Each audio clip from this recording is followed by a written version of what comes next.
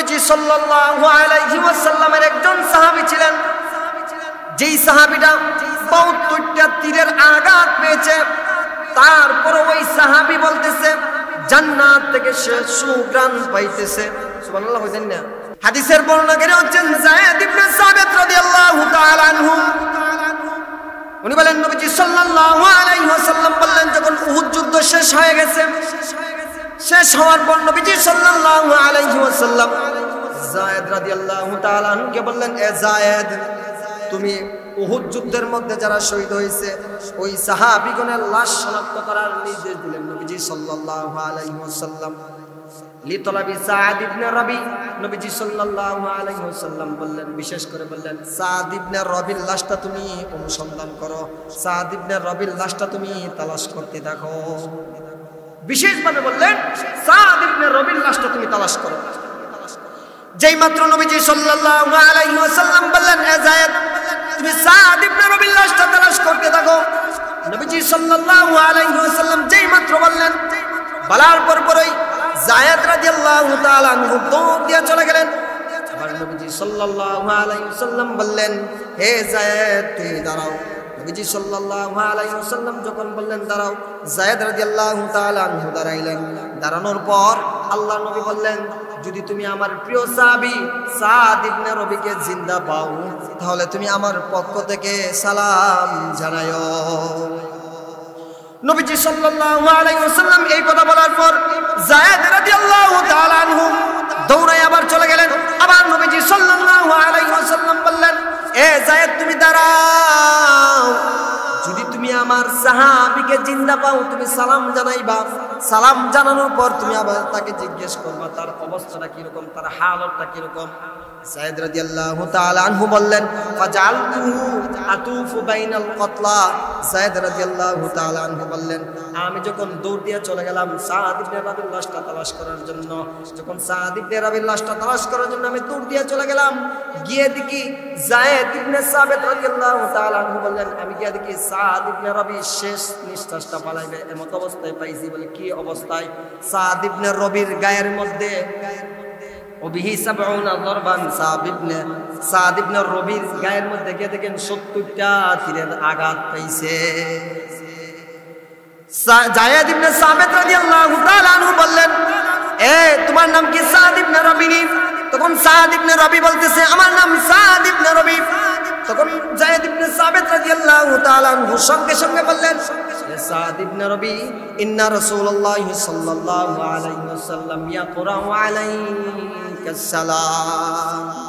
নবীজি সাল্লাল্লাহু আলাইহি ওয়াসাল্লাম তোমাকে সালাম পাঠাইছে। যেই সাহাবী সাদ ইবনে রবি 70টা তীরের আঘাত পাইছে, ওই সাহাবীটা, একটা মানুষ যদি 70টা তীরের আঘাত প্রাপ্ত হয় ওই মানুষটার কোনো কমন সেন্স থাকবে, ওই মানুষটা কিন্তু জ্ঞান দিশাহারা হয়ে থাকবে। ওই মানুষটাকে যখন নবীজি সাল্লাল্লাহু আলাইহি ওয়াসাল্লাম সালাম পাঠাইলেন, পাঠানোর পর ওই সাহাবীটা পুনরায় এসে যেন আবার জীবনটা সজীব নিয়ে নতুনভাবে সে জীবন পাইছে। যেই মাত্র নবীজি সাল্লাল্লাহু আলাইহি ওয়াসাল্লাম সালাম জানাইলেন, সালাম জানানোর পর নবীজি সাল্লাল্লাহু আলাইহি ওয়াসাল্লামের সাহাবী যায়েদ ইবনে সাবিত বলল, এ যায়েদ ইবনে সাবিত, নবী যেহেতু আমাকে সালাম জানাইছে তাহলে আমার পক্ষ থেকেও নবীকে সালাম জানাইও। শুধু নবীকে সালাম না, আমার পক্ষ থেকে আমিও তোমাকে সালাম জানাইলাম। এরপরে যায়েদ ইবনে সাবিত জিজ্ঞেস করলেন, হে সাদ ইবনে রবি, তোমার গায়ের মধ্যে যে 70টা তীরের আঘাত পাইছো তোমার অবস্থা কিরকম, এখন তুমি কোন অবস্থায় আছো? তখন সাদ ইবনে রবি বলতেছে, কুল্লাহু ইয়া রাসূলুল্লাহ, তুমি আমার রাসূলকে জানায় দিও, আতাজিদু রিহাল জান্নাহ, আমি সরাসরি জান্নাত থেকে সুঘ্রাণ পাইতেছি। যেই সাহাবীটা 70টা তীরের আঘাত পাইছে, এরপরও ওই সাহাবীটা বলতেছে আমি সরাসরি জান্নাত থেকে সুঘ্রাণ পাইছি। একটু চিন্তা করা দরকার, সাহাবায়ে আজমাইন নবীজি সাল্লাল্লাহু আলাইহি ওয়াসাল্লামকে কিরকম অনুসরণ করেছে, কিরকম ইত্তেবা করেছে, কিরকম আনুগত্য করেছে সাহাবায়ে আজমাইন। কিন্তু আপনি আমি তাদের মতো কোনো কিছু করতে পারি না। নবীজি হাদিসের মধ্যে বলছেন, যদি তোমরা প্রকৃত ঈমানদার হতে চাও, তোমাদের মা বাবা আত্মীয় স্বজন সবার চাইতে বেশি ভালোবাসতে হবে। এই যে সাদ ইবনে রবি, যেই সাহাবীটা নিজের জীবনের চাইতে রাসূলকে ভালোবাসছে, রাসূলকে ভালোবাসার কারণে সাহাবী বলতেছে কুল্লাহু ইয়া রাসূলুল্লাহ আতাজিদু রিহাল জান্নাহ, আমি নবীকে ভালোবাসার কারণে আল্লাহ পাক রব্বুল আলামিন জান্নাতের সুঘ্রাণ আমাকে সরাসরি শোনাইতেছে। যদি নবীজিকে আপনি ভালোবাসতে পারেন তাহলে দুনিয়ার জমিনের মধ্যে আপনি সাকসেসফুল, আখিরাতেও সাকসেসফুল, পরকালেও আপনি সাকসেসফুল। নবীজি সাল্লাল্লাহু আলাইহি ওয়াসাল্লামকে সাহাবায়ে আজমাইন কি পরিমাণ ভালোবাসতেন। নবীজি সাল্লাল্লাহু আলাইহি ওয়াসাল্লামের ছোট্ট একজন সাহাবী ছিল, ওই সাহাবীর নাম ছিল তালহা ইবনে বারা। যেই সাহাবীরা নবীজি সাল্লাল্লাহু আলাইহি ওয়াসাল্লামকে কি পরিমাণ ভালোবাসতো। নবীজি সাল্লাল্লাহু আলাইহি ওয়াসাল্লাম মক্কা থেকে মদিনার মধ্যে হিজরত করবেন, এই ছোট্ট সাহাবী তালহা রাদিয়াল্লাহু তাআলা আনহু বাবার সঙ্গে আসলেন নবীজি সাল্লাল্লাহু আলাইহি ওয়াসাল্লামের কাছ থেকে উপদেশ নেওয়ার জন্য, নসিহত নেওয়ার জন্য। ছোট্ট সাহাবীরা সকালবেলা মদিনার মধ্যে বাবার সঙ্গে আসলো, আসার পর জিজ্ঞেস করতেছে, ও আমার বাবা, সন্ধ্যা হয়ে গেছে, নবী এখনো কেন আসে নাই? তখন তার বাবা বলতেছে, তালহা তুমি অপেক্ষা করো, নবী আসবেই আসবে। যেই মাত্র নবীজি সাল্লাল্লাহু আলাইহি ওয়াসাল্লাম মক্কা নগরীর মধ্যে আসলেন, মদিনার মধ্যে আসলেন, আসার পর সাহাবায়ে আজমাইন নবীজি সাল্লাল্লাহু আলাইহি ওয়াসাল্লামের কাছ থেকে নসিহত পেশ করতেছেন, নসিহত নিতেছেন, উপদেশ নিতেছেন। নবীজি সাল্লাল্লাহু আলাইহি ওয়াসাল্লামের ছোট্ট সাহাবী তালহা রাদিয়াল্লাহু তাআলা আনহু বলতেছেন, আমি আল্লাহর রাসূলের কাছ থেকে উপদেশ দিব, আমি আল্লাহর রাসূলের কাছ থেকে উপদেশ নিব। নবীজি সাল্লাল্লাহু আলাইহি ওয়াসাল্লামের ছোট্ট সাহাবী তালহাকে বলতেছে, ইয়া রাসূলুল্লাহ, ইয়া হাবিবাল্লাহ, ওগো আল্লাহর নবী, বিশ্ব নবী, আমি আপনার কাছ থেকে উপদেশ দিব। আমি আপনাকে আমার জানের চাইতে, আমার যা কিছু আছে আমি সবার চাইতে আমি আপনাকে ভালোবাসি। নবীজি সাল্লাল্লাহু আলাইহি ওয়াসাল্লাম বললেন, তুমি যে আমাকে ভালোবাসো তার প্রমাণ কি? তার প্রমাণ কি? তুমি কি আমাকে দিতে পারবে কিনা?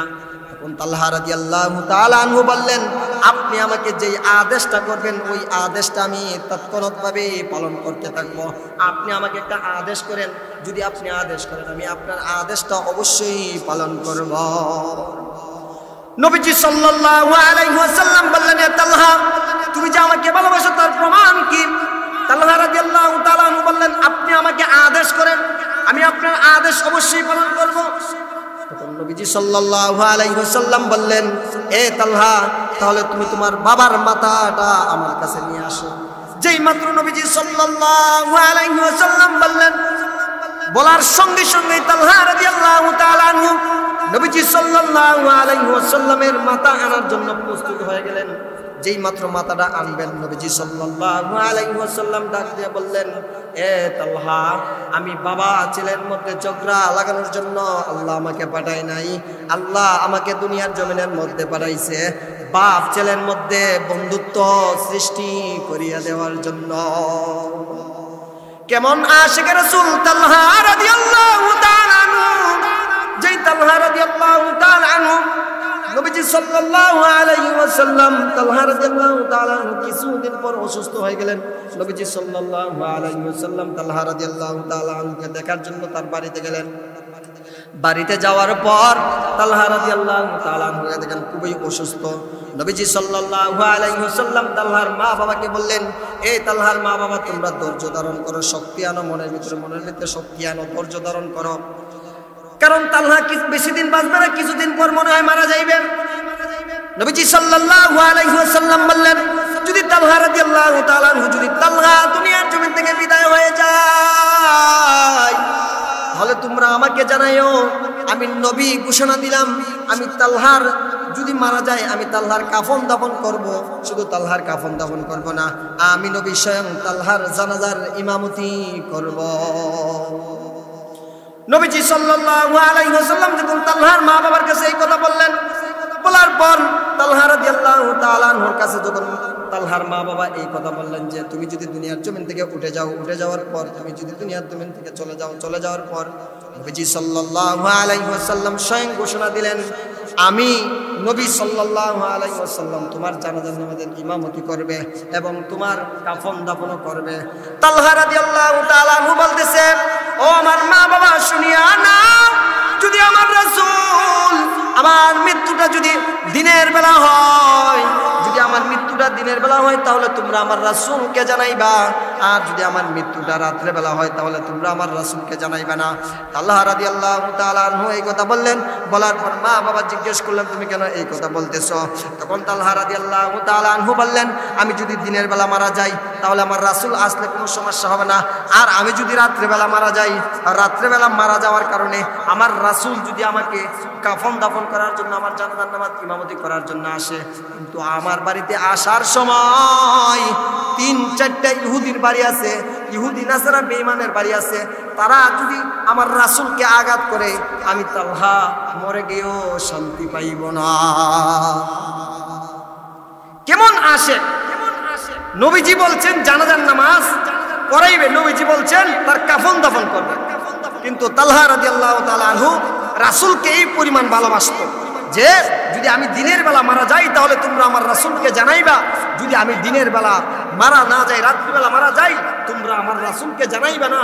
যদি রাসূল আমাকে জানাজা কাফন দাফন করার জন্য আমার বাড়িতে আসেন, আসার সময় যদি মক্কা নগরীর মধ্যে আসার সময় যদি কিছু মানুষ ইহুদি নাসারা হিন্দু বুদ্ধ আছে আমার বাড়ির সামনে, ওরা যদি আমার রাসূলকে আঘাত করে, আমার রাসূলকে হত্যা করে, আমি তালহা মরে গিয়েও শান্তি পাই।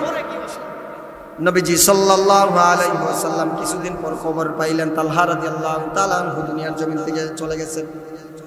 তালহা রাদিয়াল্লাহু তাআলা আনহু দুনিয়ার জমিন থেকে বিদায় হয়ে গেছেন। নবীজি সাল্লাল্লাহু আলাইহি ওয়াসাল্লাম কিছুদিন পর তালহা রাদিয়াল্লাহু তাআলা আনহু বাড়ির মধ্যে গেলেন, গিয়া বললেন, এ তালহার মা বাবা, আমি না তোমাদেরকে বলছিলাম যদি তালহা মারা যায় তাহলে তোমরা আমাকে জানাইবা, আমি তালহার জানাজার নামাজের ইমামতি করব, আমি তালহার কাফন দাফনের ব্যবস্থা করব, তোমরা কেন আমাকে জানাইলা না? তালহার মা বাবা ডাক দিয়া বলতেছে, ইয়া রাসূলুল্লাহ, ইয়া হাবিবাল্লাহ, আপনার তালহা আপনাকে এই পরিমাণ ভালোবাসতেছে। বলে কি পরিমাণ ভালোবাসে? তালহা আমার সন্তান আমাদের কাছে বলে গেছে আমি যদি রাত্রেবেলা মারা যাই তাহলে তোমরা আমাকে খবর দিবে না, কারণ তোমরা যদি আমার রাসূলকে খবর দাও রাত্রিবেলা আমি মারা গেছি, আমার রাসূল যদি আমার বাড়িতে আসার সময় যদি ইহুদি নাসারা হিন্দু বৌদ্ধরা খ্রিস্টানরা বেঈমানরা আমার রাসূলকে মারে, আমি তালহা কবরে গিয়েও শান্তি পাইব না। তালহার মা বাবা যখন রাসূলের কাছে এই কথা বলল, বলার পর নবীজি সাল্লাল্লাহু আলাইহি ওয়াসাল্লাম চোখ বেয়ে পানি পড়তেছে, অশ্রু বেয়ে পানি পড়তেছে। নবীজি সাল্লাল্লাহু আলাইহি ওয়াসাল্লাম সাহাবায়ে আজমাইনদেরকে নিয়ে তালহা রাদিয়াল্লাহু তাআলা আনহু কবরের পাশে গিয়ে দোয়া করতেছেন আর বলতেছেন, ওগো আল্লাহ, আমি তালহার প্রতি সন্তুষ্টি আছি আল্লাহ, আয় আল্লাহ তুমি আমার তালহাকে আল্লাহ কবরের মধ্যে আল্লাহ সদা সহ্য দেয়, হাসি মুখে তুমি আমার তালহাকে কবরের মধ্যে রাখো, কারণ আমি নবী, আমি রাসূলকে তালহা এই পরিমাণ ভালোবাসতে, যেই পরিমাণ ভালোবাসার কারণে আমি রাসূলের মনটা আমার আনন্দিত হয়ে গেছে, আমার মনটা খুশি হয়ে গেছে, আমি তালহার প্রতি সন্তুষ্টি, আল্লাহ তুমিও আমার তালহার প্রতি সন্তুষ্টি হয়ে যাও। একটু চিন্তা করা দরকার, যেই নবী বলছেন তালহার জানাজার নামাজের ইমামতি করবেন, যেই নবী বলছেন তালহার কাফন দাফনের ব্যবস্থা করবেন, ওই তালহা নবীকে কতটুকু ভালোবাসে, ওই তালহা নবীজিকে কতটুকু ভালোবাসে, কিরকম ভালোবাসে, যেই তালহাকে এত সুন্দর অফার দেওয়ার পরেও তালহা বলতেছে আমি যদি রাত্রিবেলা মারা যাই তোমরা আমার রাসূলকে জানাইবা না, কারণ আমার বাড়িতে আসার সময় ইহুদি নাসারাদের বাড়ি পড়ে, ওই ইহুদি নাসারা যদি আমার বাড়িতে আসার সময় আমার রাসূলকে আঘাত করে আমি তালহা কবরে গিয়েও শান্তি পাই। কিন্তু সমাজের মধ্যে এমনও আশিকে রাসূল আছেন, নামাজ নাই, রোজা নাই, কোনো কিছু নাই, সুন্নতের পাবন্দি নাই, মদের নেশায় আসক্ত, গাজান নেশায় আসক্ত, পাঞ্জাবি টুপি লাগাইয়া বলে আমি নবীর আশেক, বড় আশেক। নবীর আশেক হইতে গেলে নবী যেগুলো আদেশ করেছেন ওইগুলো যদি তুমি পালন করতে পারো তাহলে তুমি নবীর আশেক হইতে পারবা। আর তুমি যদি ওই বিধানগুলো পালন না করে তুমি মানুষের কাছে বলো আমি নবীর আশেক, তাহলে আমি মনে করি তোমার চাইতে ভণ্ড আর পৃথিবীর মধ্যে কেউ নাই। আসলে সমাজের মধ্যে এমন কিছু মানুষ নামাজ নাই, রোজা নাই, কোনো কিছু নাই, কোনো কিছু আমল করতে পারে না, কোনো কিছুই করতে পারে না, তারপরে তারা দাবি করে তারা খাঁটি ইমানদার, তারা ইমান আছে, তাদের ইমান শক্তি আছে। আরে আপনার ইমান তো শক্তি হবে আপনার আমলের দ্বারা, আমলের বিনিময়ে আপনার ইমান হবে। আপনার আমল নাই, কোনো কিছু নাই, আপনি কিভাবে আবার বলেন যে আপনি ইমানদার, আপনার ইমান শক্তি আছে? এটা তো সবচেয়ে বড় একটা বোকামির কথা, এটা তো একটা নির্লজ্জা কথা, বেহায়া কথা। এটা আপনি মানুষকে ধোঁকা দিতেছে, মানুষকে বলতেছেন। রাসূল সাল্লাল্লাহু আলাইহি ওয়াসাল্লাম হাদিসের মধ্যে বলেন, যদি আমার কোন উম্মত আমার একটা সুন্নতের উপর অটল অবিচল থাকে, একটা সুন্নতের উপর আমল করে, আমি নবী ঘোষণা দিলাম ওই সাহাবীকে নিয়া, ওই উম্মতকে নিয়া আমি নবীজি সাল্লাল্লাহু আলাইহি ওয়াসাল্লাম জান্নাতের মধ্যে সরাসরি হাসরের ময়দানে ওই উম্মতগুলোকে নিয়ে হাসরের ময়দানে দাঁড়াবো। নবী যদি আপনাকে নিয়ে হাসরের ময়দানে দাঁড়ায়, তাহলে আল্লাহ আপনাকে মাফ করে দিবেন না? হ্যাঁ, আপনি নবীর কোনো কিছু আনুগত্যই করেন না, কেমনে আবার বলেন আপনি আবার ইমানদার? কিভাবে বলেন আপনি আবার ইমানদার? কেমনে দাবি করেন? নবীজি সাল্লাল্লাহু আলাইহি ওয়াসাল্লামের সাহাবায়ে কেরাম নবীজি সাল্লাল্লাহু আলাইহি ওয়াসাল্লামকে ছোট্ট সাহাবীরা কিরকম ভালোবাসতেন। নবীর একজন সাহাবী ছিলেন, নবীজিকে একজন মহিলা এত পরিমাণ ভালোবাসতেন, কিভাবে আনুগত্য করত। বেলাল রাদিয়াল্লাহু তাআলা আনহু একদিন মসজিদে নববীর মধ্যে আযান দিতেছে, ফজরের সময় বলতেছে হাইয়া আলাল জিহাদ, অন্য সময় বলতো হাইয়া আলাল সালাহ, হাইয়া আলাল ফালাহ। কিন্তু বেলাল একদিন মসজিদ নববীর মধ্যে বলতেছে হাইয়া আলাল জিহাদ, আসুনি কেউ তোমরা জিহাদের মধ্যে অংশ করো, তোমরা যুদ্ধের ময়দানে অংশগ্রহণ করতে থাকো। নবীজি সাল্লাল্লাহু আলাইহি ওয়াসাল্লামের সাহাবী বেলাল যখন এইভাবে হাইয়া আলাল জিহাদ বলতেছে, একজন মহিলা ছিল, ওই মহিলা প্রত্যেকদিন বেলাল রাদিয়াল্লাহু তাআলা আনহুর আযান শুনে নামাজ আদায় করত, আদায় করার পর সবসময় তাসবিহ তাহলিল পড়ত। কিন্তু ওই মহিলাটা যেই মাত্র বেলাল বলতেছে হাইয়া আলাল জিহাদ, এই কথাটা বারবার বেলাল রাদিয়াল্লাহু তাআলা আনহু বলতেছে, ওই মহিলাটা নামাজ শেষ করে বিছানার মধ্যে কান্নাকাটি করতেছে। তার ছোট্ট একটা ছেলে ছিল, ওই ছেলেটা মাকে জিজ্ঞেস করতেছে, ও মা তুমি কেন কান্নাকাটি করো? তখন মা ডাক দেয়া বলতেছে, রে সন্তান, কিছুদিন আগে তোমার বাবা যুদ্ধের ময়দানে গিয়ে শহীদ হয়েছে, আজকে আবার বেলাল ডাক দেয়া বলতেছে হাইয়া আলাল জিহাদ, হাইয়া আলাল জিহাদ, জিহাদের ময়দানে তোমরা অংশগ্রহণ করো, জিহাদের জন্য প্রস্তুতি গ্রহণ করো, জিহাদের জন্য তোমরা আসো। বেলাল রাদিয়াল্লাহু তাআলা আনহু কথা বলতেছে, তখন ওই ছোট্ট সন্তানটা কিতাবের মধ্যে লেখে, ওই ছোট্ট সন্তানের বয়স মাত্র 7 বছর। ওই সন্তানটা যুদ্ধের ময়দানে যাওয়ার জন্য মাকে বলতেছে, ও মা তোমার স্বামী, আমার বাবাও নাই, আমার কোনো বড় ভাইও নাই, আমার কোনো বড় ভাইও নাই, আমি আছি, তুমি আমাকে যুদ্ধের ময়দানে নিয়ে যাও, নবীজির কাছে তুমি আমাকে নিয়ে যাও, আমি ঘোষণা দিলাম আমি যুদ্ধের ময়দানে অংশগ্রহণ করবো, আমি যুদ্ধে যাওয়ার জন্য প্রস্তুত হইব। যেই মাত্র ছোট্ট সাহাবীটা বলল, ছোট্ট সাহাবীটা বলার পর পরেই ছোট্ট সাহাবীর মাটা রাসূল সাল্লাল্লাহু আলাইহি ওয়াসাল্লামের দরবারের মধ্যে নিয়ে গেল। নবীজির দরবারের মধ্যে নিয়ে যাওয়ার পর নবীজি জিজ্ঞেস করলেন, নবীজির দরবারের মধ্যে যাওয়ার পর সাহাবায়ে কেরাম বলতেছেন, ও মা এটা পুরুষের লাইন নয়, এটা মহিলাদের লাইন, এটা পুরুষের লাইন নয়। নবীজি সাল্লাল্লাহু আলাইহি ওয়াসাল্লামের সাহাবায়ে কেরাম জিজ্ঞেস করতেছেন, তখন মহিলাটা বলতেছে এটা পুরুষের লাইন, আমি অবশ্যই জানি, আর ওইটা হইছে মহিলার লাইন। আমি এই মহিলা এই যুদ্ধের মধ্যে আমি যাব না, তবে আমার সন্তানকে যুদ্ধের ময়দানের মধ্যে পাঠাইব। তখন সাহাবায়ে আজমাইন বলতেছেন, ও মা এই ছোট্ট বাচ্চাকে যুদ্ধের ময়দানে নেওয়া যাবে না, এই ছোট্ট বাচ্চার নাবালেগ, ছোট্ট বাচ্চা যখন সাবালেগ হবে তখন যুদ্ধের ময়দানে নেওয়া যাইবে। নবীজি সাল্লাল্লাহু আলাইহি ওয়াসাল্লামের সাহাবায়ে কেরাম ওই মহিলার সঙ্গে তর্ক বিতর্ক করতেছে। নবীজি সাল্লাল্লাহু আলাইহি ওয়াসাল্লামের কান পর্যন্ত আওয়াজ গেল। আওয়াজ যাওয়ার পর নবীজি সাল্লাল্লাহু আলাইহি ওয়াসাল্লাম আয়েশা জিজ্ঞেস করলেন, এই জায়গার মধ্যে কিসের তর্ক বিতর্ক? নবীজি সাল্লাল্লাহু আলাইহি ওয়াসাল্লামকে সাহাবায়ে কেরাম বলতেছেন, ইয়া রাসূলুল্লাহ, ইয়া হাবিবাল্লাহ, ওই মহিলার ছোট্ট বাচ্চাটা, নাবালেগ বাচ্চাটা নিয়ে আসছে যুদ্ধের ময়দানে যাওয়ার জন্য। নবীজি সাল্লাল্লাহু আলাইহি ওয়াসাল্লাম মহিলাকে বললেন, ও মহিলা, ও মা, যুদ্ধের ময়দানে তোমার সন্তান যাওয়া লাগবে না, যুদ্ধের ময়দানে তোমার সন্তান আরো পরে যাইবে, যখন বালেগ হইবে তখন যুদ্ধের ময়দানে যাইতে পারবে, এখন যাওয়া লাগবে না। নবীজি সাল্লাল্লাহু আলাইহি ওয়াসাল্লাম বললেন, ও মা, তোমার সন্তানকে তুমি যুদ্ধের ময়দানে যাওয়া লাগবে না, তোমার সন্তানকে তুমি বাড়িতে নিয়ে যাও। যেই মাত্র মহিলাটা সন্তানকে কোলের মধ্যে নিয়ে বাড়িতে চলে আসতেছে, আসার পর ছেলেটা বলতেছে, ও মা, আমি তো তোমাকে কথা দিয়েছি দিয়েছিলাম যুদ্ধের ময়দানে নিয়ে যাইব, আমি তো তোমাকে কথা দিয়েছিলাম যুদ্ধের ময়দানে আমি যাব।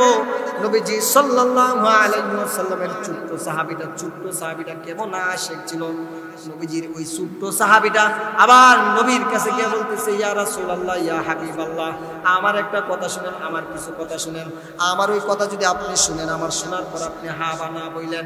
নবীজি সাল্লাল্লাহু আলাইহি ওয়াসাল্লামের কাছে গিয়া বলতেছে, আমি যখন দেখি আমার মা চুলার মধ্যে আগুন ধরায়, আগুন ধরানোর সময় প্রথমত ছোট ছোট লাকড়ি দিয়ে আগুন ধরায়, আমি মনে করি যুদ্ধ যখন শুরু হয়ে যাবে, শুরু হওয়ার সময় আপনার সামনে আমি থাকবো, আগে যেন আমি শহীদ হই, শহীদ হওয়ার পর যেন আমি এরপরে আপনি আবু বকর, ওসমান, আলীকে আপনার যুদ্ধের ময়দানের মধ্যে পাঠাইবে। নবীজি সাল্লাল্লাহু আলাইহি ওয়াসাল্লাম আবার বললেন, তুমি যুদ্ধের ময়দানে যাওয়া লাগবে না, তুমি বাড়িতে চলে যাও। এমনি আল্লাহ পাক রব্বুল আলামিন জিবরাইল আমিনকে পাঠাইলেন, এ জিবরাইল, তুমি যাও, গিয়া বলো আমার হাবিব ওই জায়গার মধ্যে কিসের লিস্টি করতেছে। জিবরাইল আলাইহিস সালাতু ওয়াস সালাম আয়েশা আল্লাহ নবীকে জিজ্ঞেস করলো, ইয়া রাসূলুল্লাহ, ইয়া হাবিবাল্লাহ, আপনি ওই জায়গার মধ্যে কিসের লিস্টি করতেছেন? তখন নবীজি বললেন, ওই জায়গার মধ্যে আমি এই লিস্টিটা করতেছি, যারা যারা যুদ্ধের ময়দানে অংশগ্রহণ করবে তাদের নাম লিখতেছি। নবীজি সাল্লাল্লাহু আলাইহি ওয়াসাল্লামের কাছে জিবরাইল আমিন বলতেছে, ইয়া রাসূলুল্লাহ, ইয়া হাবিবাল্লাহ, ওই ছোট্ট ছেলেটার নাম আল্লাহ পাক রব্বুল আলামিন সরাসরি জান্নাতের মধ্যে তার নামটা লিপিবদ্ধ করছে। সুবহানাল্লাহ কইতেন না? এত আপনাদের সুবহানাল্লাহ বাইরে না, ওই গান বাজার টুকুর টাকা লোনার লাগে আপনারা প্রস্তুত হয়ে থাকুন। আর অত সুন্দর কথা কইলাম, হাদিসে সাহাবায়ে কেরামের কথা কইলাম, এটা কইতে আপনারা সুবহানাল্লাহ বাইরে না। আর এমনি গান ডক্টর যাইতে যায় তখন হাত দাঁড়াইতে পারবেন, ফাউন নাইতে পারবেন, এটা আপনাদের ছিল শক্তি হয়। এটা কোরআন হাদিসের কথা, সাহাবায়ে কেরামের কথা, এটা কইতে আপনাদের সুবহানাল্লাহ মন থেকে বাইরে না। বাড়িব সামনে ইমান তো এটা প্লাস্টিক ইমান বানায় রাখছে। প্লাস্টিক ইমান বোঝেননি? প্লাস্টিকের বোতল এইভাবে চাপ দিলে যাবে সেবাডাবা থাকে না, আপনাদের ইমান হয়েছে এইরকম, এইভাবে সেবাডাবা, এইভাবে সেবাডাবা। আপনারা তো আমি মনে করি ব্রাহ্মণবাড়িয়ার মানিকজুত মারেন আপনারা, বলে কেমনে হুজুর আপনি আবার ইহো তখন কেন? ব্রাহ্মণবাড়িয়ার নাম শুনলেই সারা বাংলাদেশকে আবে তরতর করে, ব্রাহ্মণবাড়িয়ার নাম শুনলেই সারা বাংলাদেশকে আবে তরতর করে। ব্রাহ্মণবাড়িয়ার মধ্যে আলেম ওলামা বেশি, মাজার অত বড় মাজার, আল্লাহর ওলি মাজার, এটা ইহানে যাইবেন ভালো কথা, জিয়ারত করবেন, আমল টামল করে আইবেন, এখানে ডুল ডাক্কর বাজাইয়া, এটা তো আপনাদের প্রতিবাদ করা উচিত। কসম খোদা, যারা এইরকম কাজ করে বাড়ি থেকে আসে ডুল ডক্কর বাজনা বাজায় যায় মাজারের মধ্যে, এরা কোনোদিন কেল্লাসার মুরিদ নয়, এরা কোনোদিন কেল্লাসার ভালো চাইবে না, এরা কোনোদিন কেল্লাসার ভালো চাইবে না, বরং এরার কারণে এই খড়মপুরের বদনাম হয়, এই কেল্লাসার বদনাম হয়। যারা এইরকম বেটা বেটি নিয়ে একসাথে নাচ গান বাজনা করে, তারাই হচ্ছে মুসলমান না, তারা নামে মুসলমান, তারা শু বুঝাইতেছে। নামাজের সময় পর্যন্ত গতকালকে ফজর নামাজ পড়ি, ওই সময় গানের আওয়াজ, গানের ভিতরে গানের আওয়াজ ঢুকে, এশারের নামাজ পড়ি, ওই সময় গানের আওয়াজ। মানুষ এত বেহায়া, এত নির্লজ্জা কিভাবে হয়েছে বেটা? এই বেটা মাজার জিয়ারত করে সুন্নত, আর একটা ওয়াক্ত নামাজ আদায় করে তোর প্রতি ফরজ, আল্লাহ আবশ্যক করে দিয়েছেন, তুই ওই সময়ে গান বাজাস, তুই তো একটা মুসলমান নয়, তুই নামে একটা মুসলমান। ওই রকম মুসলমান যারা মানুষ আছে তাদের বিরুদ্ধে আপনি অবশ্যই প্রতিবাদ করতে হবে, অবশ্যই প্রতিবাদ করতে হবে। যদি আপনি প্রতিবাদ না করেন, আপনি আল্লাহর কাছে দায়ী থাকবেন যে তোর এলাকার মধ্যে এরকম জঘন্যতম কাজ হয়েছে, তুই কেন প্রতিবাদ করলি না, তুই কেন প্রতিবাদ করলি না? এই প্রতিবাদ না করার কারণে আপনি আল্লাহর খাট করার জবাবদিহিতার মধ্যে, আল্লাহর খাট করার মধ্যে অবশ্যই জবাব দিতে হবে। এই জন্যই প্রত্যেকেরই উচিত যারা এইরকম ফাহশা খারাপ কাজের মধ্যে লিপ্ত আছে তাদেরকে আপনি দূরগতি করতে হবে, তাদেরকে আপনি দূর করতে হবে। তাদেরকে যদি আপনি দূর না করতে পারেন তাহলে আপনি ক্ষতিগ্রস্ত হয়ে যাবেন, অবশ্যই ক্ষতিগ্রস্ত হবে। এটা ভালো কাজ নয়, এটা একদম খারাপ কাজ, একবারে নাচিস্তা কাজ। সাহাবায়ে আজমাইন নবীজি সাল্লাল্লাহু আলাইহি ওয়াসাল্লামকে কিভাবে অনুসরণ করছেন? আল্লাহ নবী বিশ্ব নবী রাহমাতুল লিল আলামিন বলেন, যদি তোমরা আমাকে অনুসরণ করো, অনুসরণ করলে কি পুরস্কার দেব আমি? আল্লাহ পাক রব্বুল আলামিন কোরআনের মধ্যে বলেন, কুল ইন কুনতুম তুহিব্বুনাল্লাহ, হে নবী আপনি আপনার উম্মতকে জানায়া দেন, যারা আমাকে ভালোবাসতে চায় তারা যেন আপনাকে ভালোবাসে, যারা আপনাকে ভালোবাসবে আমি আল্লাহ ইহবিবুকুমুল্লাহ, আমি আল্লাহ কোরআনের মধ্যে ঘোষণা দিলাম, আমি আল্লাহ তাদেরকে ভালোবাসবো। এই সাহাবায়ে আজমাইন কেমন ভালোবাসতেন? আল্লাহর নবী বিশ্ব নবী রাহমাতুল লিল আলামিনের একজন সাহাবী ছিলেন, যেই সাহাবী নবীজি সাল্লাল্লাহু আলাইহি ওয়াসাল্লামকে এত পরিমাণে ভালোবাসতেন। নবীজির একজন সাহাবী ছিলেন হানজালা রাদিয়াল্লাহু তাআলা আনহু। হানজালা রাদিয়াল্লাহু তাআলা আনহু নতুন বিবাহ বন্ধনে আবদ্ধ হইলেন। আবদ্ধ হওয়ার কারণে আল্লাহ নবী তাকে যুদ্ধে না যাওয়ার ঘোষণা দিলেন। যুদ্ধে না যাওয়ার জন্য তাকে ঘোষণা দিলেন, হে হানজালা, তুমি যুদ্ধের ময়দানে যাওয়া লাগবে না। তুমি বিবাহ করার কারণে আমি আল্লাহর রাসূল তোমাকে ছুটি দিয়েছি। তুমি তোমার নতুন বউয়ের সঙ্গে তুমি তোমার আনন্দের সহিত জীবন উদযাপন করতে থাকো, আনন্দের সহিত বাসর রাত্রি করতে থাকো। নবীজির সাহাবী যখন হানজালা রাদিয়াল্লাহু তাআলা আনহু নতুন বিবাহ বন্ধনে আবদ্ধ হইল, আবদ্ধ হওয়ার পর হানজালা রাদিয়াল্লাহু তাআলা আনহু যখন স্ত্রীর সঙ্গে আনন্দের সহিত বাসর রাত্রি উদযাপন করলেন, উদযাপন করার পর যখন ফরজ গোসল করার জন্য গোসলখানার মধ্যে গেলেন, গোসলখানার মধ্যে যাওয়ার পর কে জানি বলতেছে, কুতিলা মুহাম্মদ, মুহাম্মদ, কুতিলা মুহাম্মদ, কে জানি এই কথা বারবার বলতেছে। নবীজির সাহাবী হানজালার কানের মধ্যে এই আওয়াজটা যখন ঢুকলো, ঢুকার পর কে জানি বারবার এই কথা বলতেছে। নবীজির সাহাবী আছেন, স্ত্রীর কাছে গিয়ে বলতেছেন, ও আমার স্ত্রী, তুমি আমাকে বিদায় দাও। আমার রাসূল দুনিয়ার জমিনের মধ্যে না থাকলে আমি হানজালা জীবিত থেকে আমার কোনো লাভ নাই। যখন নবীজি সাহাবী যখন হানজালা যখন এই কথা তার স্ত্রীর কাছে বলল, বলার পর তার স্ত্রী বলতেছে, ও আমার প্রাণের স্বামী, আল্লাহর রাসূল তো তোমাকে বিবাহ করার কারণে তোমাকে ছুটি দিয়েছিলেন, রুখসত দিয়েছিলেন যে তুমি যুদ্ধে যাওয়া লাগবে না। তখন হানজালা রাদিয়াল্লাহু তাআলা আনহু ডাক দিয়া বলতেছেন, ও আমার প্রাণের বিবি, তুমি আমার চাইতে আমার রাসূলকে তুমি বেশি ভালোবাসো না মনে হয়? আমার রাসূল যদি দুনিয়ার জমিনের মধ্যে আমি জীবিত থাকতে আমার রাসূলকে যদি আমি আনুগত্য না করতে পারি, আমার রাসূলকে যদি আমি অনুসরণ না করতে পারি, তাহলে আমি হানজালা জীবিত থেকে লাভ নাই। হানজালা স্ত্রীর কাছে এই কথা বলিয়া স্ত্রীর কাছ থেকে তরবারিটা নিয়ে যুদ্ধের ময়দানে চলে যায়। যুদ্ধের ময়দানে চলে যাওয়ার পর বিশাল বড় কাফের বাহিনীর মধ্যে ঢুকলো। ঢোকার পর অনেকগুলো কাফেরকে হত্যা করে জাহান্নামের মধ্যে পাঠিয়ে দিল। জাহান্নামের মধ্যে পাঠানোর পর হানজালা রাদিয়াল্লাহু তাআলা আনহু শহীদ হয়ে গেলেন। যখন যুদ্ধ শেষ হয়ে গেল, যুদ্ধ শেষ হওয়ার পর হানজালা রাদিয়াল্লাহু তাআলা আনহু যুদ্ধ যখন শেষ হয়ে গেল, শেষ হওয়ার পর নবীজি সাল্লাল্লাহু আলাইহি ওয়াসাল্লাম সাহাবায়ে আজমাইনকে বলতেছেন, ও সাহাবায়ে কেরামের দল, আমার যে সমস্ত সাহাবীরা শহীদ হয়েছে তাদের লাশগুলো তোমরা বিনা গোসলে কাফন দাফন করো। নবীজি সাল্লাল্লাহু আলাইহি ওয়াসাল্লাম যখন সাহাবায়ে কেরামদেরকে এই কথা বললেন, বলার পর সাহাবায়ে কেরাম লাশগুলো একত্রিত করলেন। একত্রিত করার পর বিনা গোসলে বলছেন কাফন দাফন করার জন্য। একজন মহিলা এসে বলতেছে, ইয়া রাসূলুল্লাহ, ইয়া হাবিবাল্লাহ, আপনার একজন বড় আশিক, যেই আশিককে আপনি বিনা গোসলে কাফন দাফন দিতে পারবেন না। নবীজি সাল্লাল্লাহু আলাইহি ওয়াসাল্লাম বললেন, ওনার নাম কি? তখন ওই মহিলা বলতেছে, আমার প্রাণের স্বামী হানজালা রাদিয়াল্লাহু তাআলা আনহু। হানজালা রাদিয়াল্লাহু তাআলা আনহু যখন ফরজ গোসল করার জন্য গোসলখানার মধ্যে গেলেন, যাওয়ার পর কে যেন বলতেছে, নবী নাই, নবী নাই। এই কথা যখন বলতেছে, তখন আপনার ওই আশিক দৌড়ায়া যুদ্ধের ময়দানে শহীদ হয়। শহীদ হওয়ার পর আপনার আশিক শহীদ হয়ে গেছে। নবীজি সাল্লাল্লাহু আলাইহি ওয়াসাল্লাম চোখ দিয়ে পানি ছাড়তেছেন আর বলতেছেন, ও সাহাবায়ে কেরামের দল, তোমরা আবার হানজালার লাশটাকে তালাশ করো, আবার হানজালাকে তোমরা বিনা গোসলে কাফন দাফন করেন। আমার হানজালা আমার জন্য এত বড় করেছে, নতুন বিবাহ বন্ধনে আবদ্ধ হয়েছে। আবদ্ধ হওয়ার পর আমি রাসূলকে বলে নাই, আমি রাসূলের জন্য নিজের জীবনকে দিয়েছে। যখন সাহাবায়ে আজমাইনকে বললেন, তোমরা হানজালার লাশ তালাশ করতে থাকো, নবীজি সাল্লাল্লাহু আলাইহি ওয়াসাল্লাম আল্লাহ পাক রব্বুল আলামিন জিবরাইল আমিনকে পাঠাইলেন। জিবরাইল আমিনকে বললেন, হে জিবরাইল, তুমি আমার বন্ধুর কাছে খবর নিয়ে যাও। যখন জিবরাইল আলাইহিস সালাতু ওয়াস সালাম নবীজি সাল্লাল্লাহু আলাইহি ওয়াসাল্লামের কাছে আসলো, আয়েশা বলল, ইয়া রাসূলুল্লাহ, ইয়া হাবিবাল্লাহ, আপনি কার লাশ তালাশ করতেছেন? নবীজি সাল্লাল্লাহু আলাইহি ওয়াসাল্লাম বলতেছেন, আমার একজন প্রিয় সাহাবী হানজালা, যেই হানজালা বিনা গোসলে যুদ্ধের ময়দানে শরীক হয়ে যুদ্ধের ময়দানে শরীক হওয়ার পর সে শহীদ হয়ে গেছে।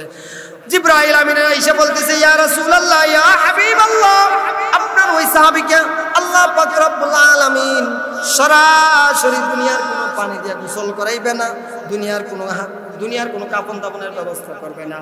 আপনার এই আশিককে আল্লাহ পাক রব্বুল আলামিন আসমানের যত বড় ফেরেশতা আছে তাদের মাধ্যমে দুনিয়ার জমিন থেকে উঠায় নিয়া আল্লাহ পাক রব্বুল আলামিন জান্নাতের পানি দিয়া আপনার কি আশিক হানজালাকে হাউজে কাউসারের পানি দ্বারা গোসল করাইবে। এই দেখেন, একজন আশিক নতুন বিবাহ বন্ধনে আবদ্ধ হইছে, আল্লাহ রাসূল বিবাহ করার কারণে তাকে কি দিছেন?